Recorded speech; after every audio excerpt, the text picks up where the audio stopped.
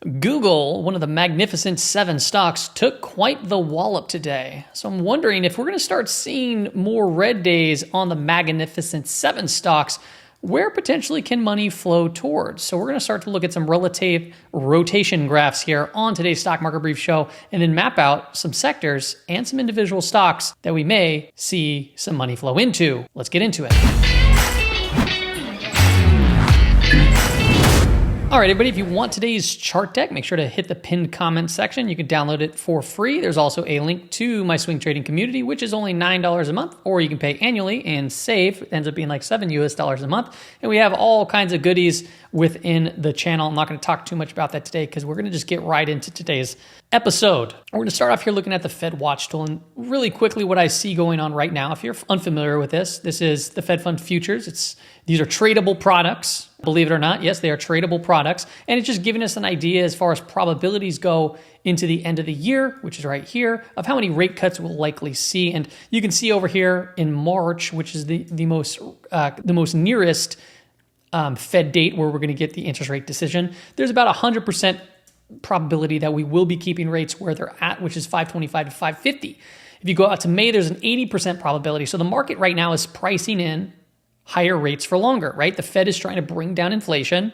And what's happening? Well, inflation's kind of getting a little sticky here. And then if you go out to June, we have about a 50%, even July right here, just under 50%.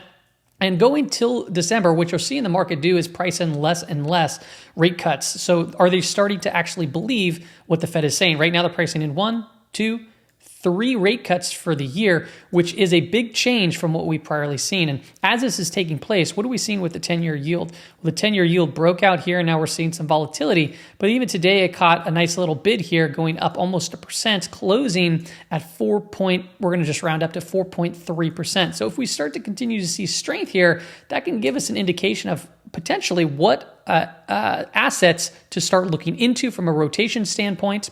But we'll dive into that in a little bit here. If you take a look at the 10-year, 2-year yield curve, it's still inverted, and you can see that it's going deeper into inversion here, as you can see the very short-term 3-month has kind of been creeping up, and then these have been kind of going somewhat sideways to slightly up, okay? And then you see the 10-year, 3-month still deeply inverted there, now at 119 basis points of inversion. Now, as the 10-year yield moves up, one of the assets to keep an eye on is oil, right? So oil rises, typically a strong correlation to the 10-year yield. And you'll see that here on this weekly chart, right? So the green is oil, and you can see oil's moves really kind of mimic also the 10-year yield's moves. So if oil starts to rise, 10-year yield can rise. And you can see the correlation here is typically, from a weekly perspective, 20-week perspective, spends a lot of its time in a positive territory. Now, if you look at something like the XLK relative to the S&P 500, that is the green line. Now, as that moves up, what's the 10-year yield doing? Well, if the 10-year yield's falling, typically from a relative standpoint, the XLK underperforms the SPY. That's if the 10-year yield, outperforms the SPY if the 10-year yield is falling.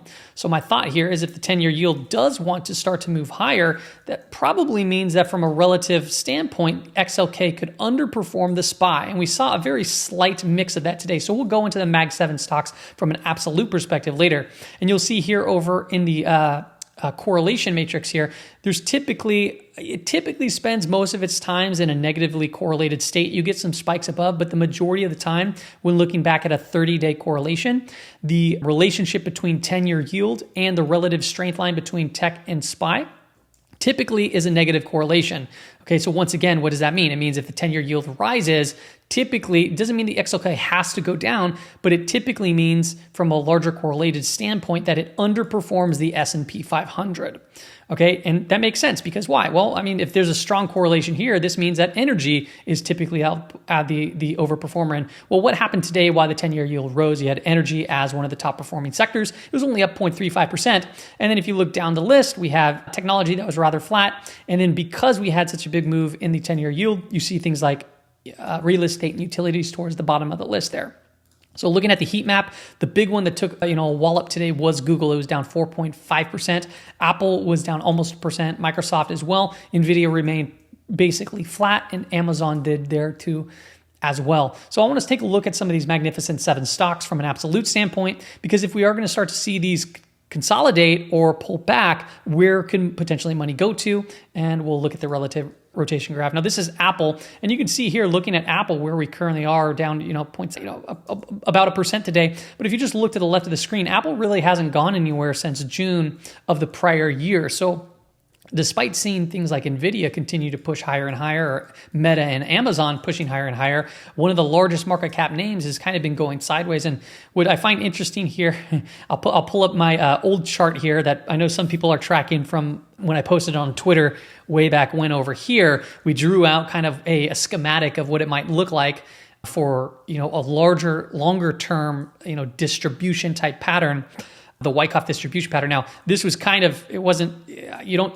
place trades based on this, but it is funny that we're keeping track of it and it's kind of mimicking it. And you can see we went up and we came down to it, and then we kind of had this kind of big strong move here, and it kind of changed the structure here a little bit as far as where the line is. But if you notice, actually, we actually have a high, a lower high, a lower high, right? So we have a high, a lower high, a lower high, and then right over here on this candlestick we have a low. Then we have a higher low, and then we have a higher low, and we have a low, a higher low, and a higher low. So it's actually following a very similar structure.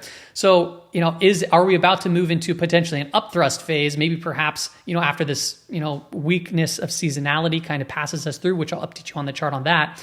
But you never know, so it's something to watch. But overall, you have a high, lower high, lower high, lower high, and it's kind of just, pushing into this bull camp right here, this support area. So if we start breaking down, perhaps that opens the door for further downside.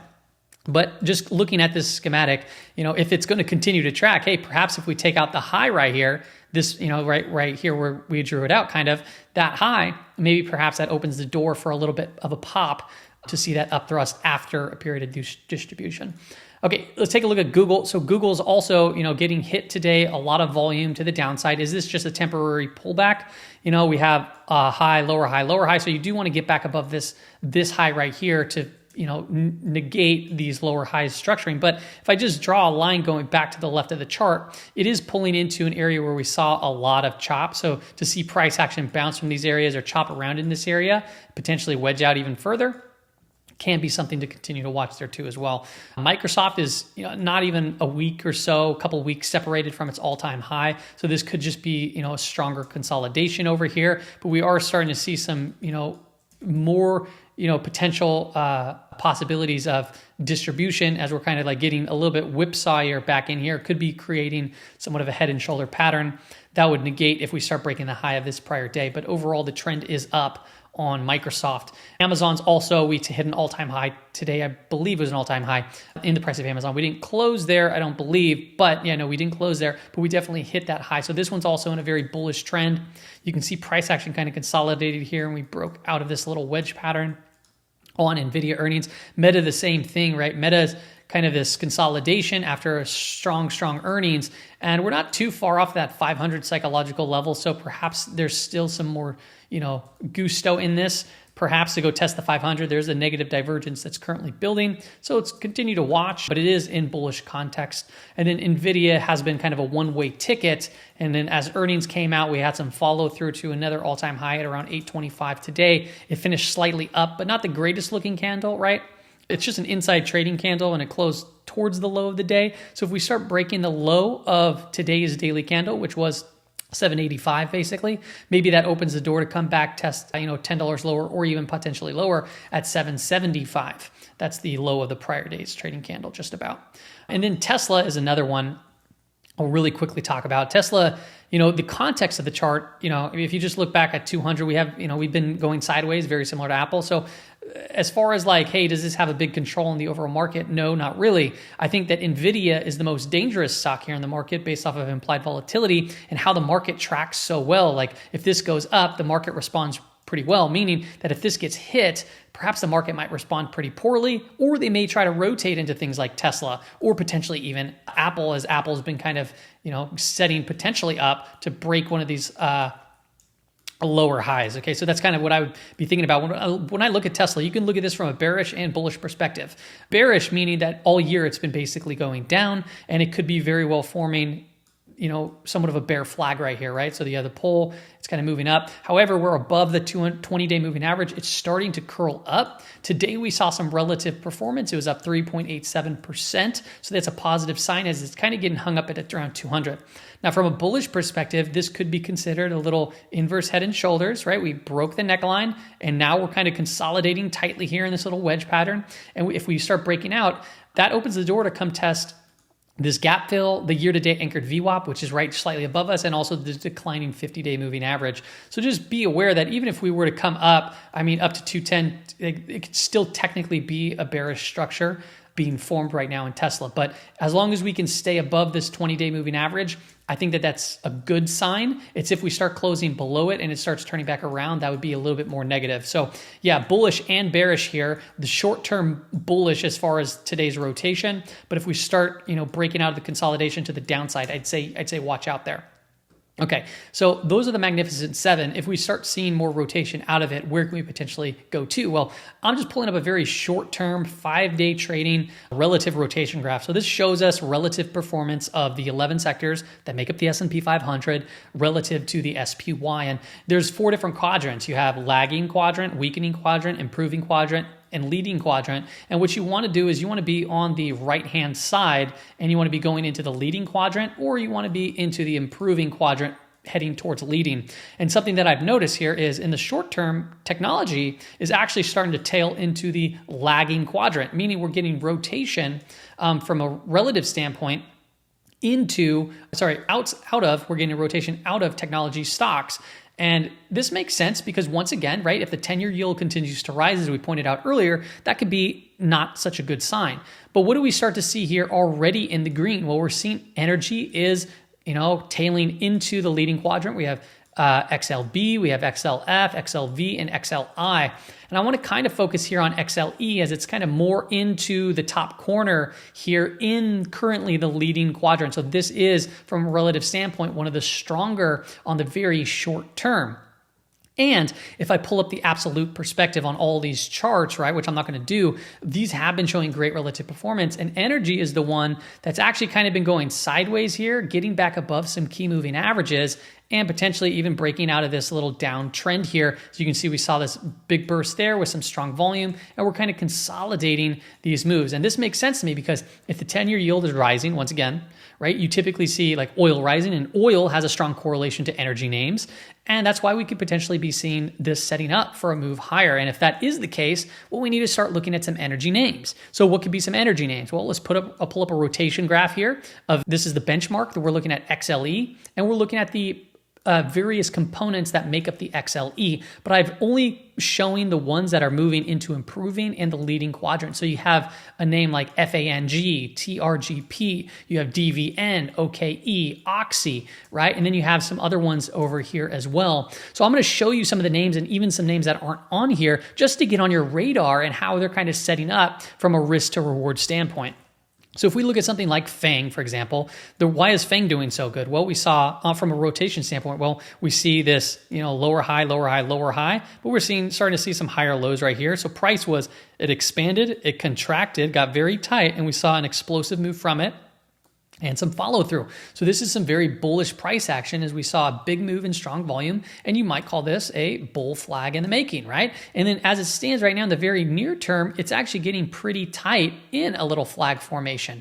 So if we start to break out that 177.50 or so, perhaps that opens the door for another run higher here in a name like Diamondback Energy. If you take a look at TRGP, this is Targa Resources. This one's a very similar type look, how it kind of broke out, right? You see this high, higher low. It kind of had a little tight consolidation here, and then we saw an explosive move. So it's going to be interesting to watch, see if this is kind of flagging out or if we can get some more consolidation, before, give us a little bit better risk to reward in a name like this. But you're seeing explosive moves, right, on some strong volume, backing the move, breaking out of, pretty substantial basis here, meaning that we could very well, after consolidation, see continuation. Oxy is one that's not really seeing the breakout, but we did see, and I think there was some news around Oxy, but you can see a low, a higher low, and price action got pretty tight here. Now you could go and chase, days like this, but right now, what do we see happening? We've seen a nice consolidation, a little flag. It's flagging around a 200-day moving average. The 200-day, it's flat, so it's not even worth mentioning that because it's just, there's no trend here. As you can even see, the price is kind of going sideways. Now under the 50, under us is the 50 and the 20-day moving average. So if they can start curling up, this could be one to potentially watch here too, as price actions are consolidating and allowing for a better risk to reward entry on breakout. Say above 61, you can have a stop just under this consolidation. And if it starts going off, right, this could be a potentially nice little catch from a risk to reward standpoint. So those are some of the names that are in the XLE from this standpoint, from the rotation graph that we showed. But a couple other ones that I pulled up or I'm looking at is something like Pioneer Natural Resources. This is a PXD. I'm just showing you here that you kind of somewhat have this rounding type cupping pattern. And this is getting very tight on the right-hand side of the chart. So if we start breaking above that 235, perhaps we get a little strong push like we've seen in some of the other names. So that'd be one to watch. And as we're kind of coiling up tightly here, above these key moving averages, we also have volume that's kind of drying up here too. So it seems to me like a strong move is going to be here in the near future. Whether that's to the upside or downside, I don't know. But if it does break out to the upside, you have, this could be your risk, and then your potential reward could be, up to this prior swing high potentially, which is just a good risk to reward trade. MGY is another one that's just having a very tight consolidation here.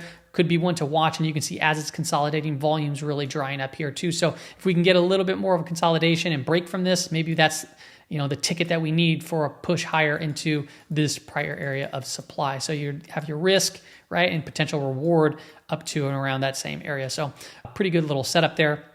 There's some other ones like, I forget the names, like Petrobras or PBR that look very strong too as well. There's a lot of different names, but I'm just looking right now. I'm showing you a couple of them that are on my radar from just a potentially good risk to reward setup that I've noticed so far. Now, if we take a look at the SPY, let's take a see in what's kind of going on here. And on this chart, I want to just, we're 1 day away. We're 1 day separated from the all-time high, right? So it's been one ticket up, right? Just like Nvidia, it's been one ticket up, and we had this huge gap up, and that was also on Nvidia earnings, right? And when Nvidia earnings came out, a lot of the stocks kind of followed it. So if we are going to get a potential pullback here, where can we potentially go? Well, if we go to the previous all-time high, way dating way back there, that would be roughly a 6% pullback, which would be completely healthy. And the reason why I'm showing this is because last year we had two, corrections, right? Last year we had a 10% correction pretty much in February, right, where you typically get seasonal weakness in February, right? So this is a seasonality chart here. This is where we stand, and going into February into March, you typically get seasonal weakness. So that's where we got that there. Then we saw a move up, and then we had some more volatility here, which was another correction in the market. So if we do get a pullback here, that could offer up an opportunity, about a 6% drawdown. And then if we do see another 10% correction, where would that potentially put us? That would actually just put us to where this prior swing high was, right over here. And that would be roughly a 10% correction, which in the grand scheme of things wouldn't even look that bad. It would just be going like this, putting in higher highs and higher lows if that was the case. So yeah, it could very well see some weakness, but the weakness would have to come from some of these big mega cap names. And then perhaps while that's taking place, we may see a rotation into various other names. So that would be kind of something that I'm paying attention to. Now, as it stands from a gamma perspective, a few videos ago, we talked about where's the big payday, where's people concentrating, and that was that 5,100, and that still remains a pretty large gamma exposure level. So to get price pinned up in here would make sense. To escape it could be quite hard. Today, it actually broke through some 0-date levels and then followed through. So onto the downside here, I'd be paying close attention to the gamma flip line, which is 50-30. As it stands, we're in positive gamma territory, which means that dealers look to buy the dip and then sell the rip. Okay. And then above that would be 50-50. I'll update this on tomorrow's live session. If you don't follow me on Twitch, follow me there, because I will be going live most likely tomorrow morning, okay? But yeah, so as it stands right now, we're still kind of just clipping around that 5100, but pushing a little away from it. As far as the weekly expected move goes for the SPY, 501.41 to the downside, 514 to the upside. If I anchor a VWAP to the all-time high over here on the SPY, you can see price action kind of struggled to get above it today. Also with the daily and week-to-date anchored VWAP, which is the same thing because it's Monday, struggled to get above it today, and we started pushing and closing around the lows of day. Now, going into tomorrow, our daily expected move beneath us is 503, and then above us is 508. Remember, if you think of these in terms of a distribution curve, standard probabilities, right? 68% of the time it will close within that. If you go out to the weekly, it's a little bit more accurate, but it's still important to know these levels from just a risk management perspective. Now, I want to just call out once again, we're above the gamma flip line, so that's check for the bulls, and we're above a rising 5-day moving average. That's also check for the bulls. So I do like looking for swing trading setups in this environment. It's until we start getting below the gamma flip line and get below a declining 5-day moving average where I'd say, okay, this is where you got to be a lot more careful given the context and the market conditions could very well be changing. And for those that don't know, when you are in negative gamma territory, dealers look to sell into selling, buy into buying, sell into selling, which causes much more volatile price movements. Going into the rest of the week, we do have some macro data coming out. So tomorrow is Tuesday. We have some GDP numbers coming out. The following day, we have core PCE, personal income, personal spending. And then on Friday, we have some ISM and global manufacturing PMIs. That's the February numbers. So we do have some macro reports to just put on your calendar to be aware of if you are trading intraday, because even Fed speaks, right? These are adding a lot of volatility on an intraday basis in the markets. That's all I got for you on today's market brief, everybody. Hope it helps out. And if you haven't done so already, make sure to hit that thumbs up. It's greatly appreciated. Thank you.